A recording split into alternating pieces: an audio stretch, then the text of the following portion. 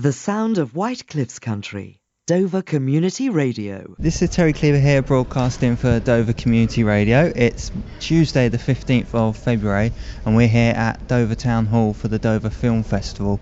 With me is a local author, Jeff Howe, who wrote a book about Dover with another local author called Paul Wells. Jeff, what is your book called? It's called Dover Past and Present. And could you give us a brief synopsis of what your book is about? Yeah, basically it's the story of Dover using 100 pairs of photographs in a sort of a then and now format. So, for instance, a picture of Snargate Street in 1910 and a picture of Snargate Street in 2010 with a synopsis of saying, what was going on in the old picture, what's going on in the new picture, what's changed, what's the same, that sort of format. So what gave you to the idea for the book? Both Paul and I are quite enamoured by the After the Battle magazine. I don't know if you're familiar with that, but it's a series of magazines which detail major battles of World War II, and they have the same format, so a picture of cross-channel guns in Calais in 1940 and the same site today. And because the then and now format is very good at showing people exactly what they can find if they go looking. So where did you get all the photographs from for your book? Nearly all the photographs are Paul's. So basically it was Paul's photo collection, and I wrote the 13,500 words, because pictures is his thing, words is mine.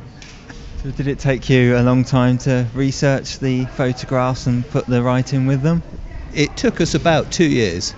So what's the feedback been like to the book being published locally? Well, as far as I know, it's very good. I mean, the initial print run by the History Press was 1,000 copies, and I think we've sold pretty well, getting on for about 700 of them. So we also sell them on the guided walks that we do for English Heritage and the White Cliffs Countryside project up at the Western Heights. So people that we've shown around the Heights for 3.5 hours usually end up buying a book, otherwise we don't let them leave. Could you give us a little brief introduction of what the walks are that you do? Tell us a bit about them. That's a very good idea indeed. I'm glad you thought of that.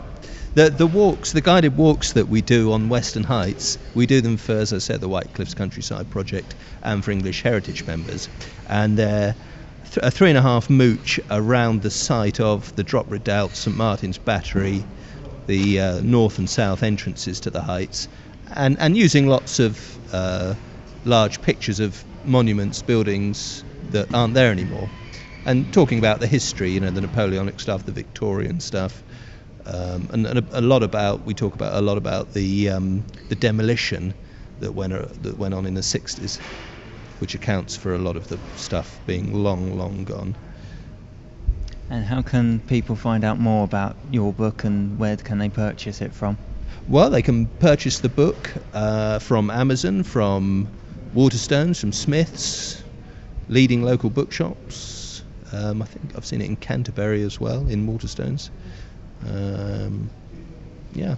And finally, are there any plans to maybe write and publish another book about local history? Well, I've got a pet project, and that will be focusing on anti-invasion measures, ranging from probably about 1750 to 1900, but that's a work in progress. That might be ready by about 2037 actually. The sound of White Cliffs Country, Dover Community Radio.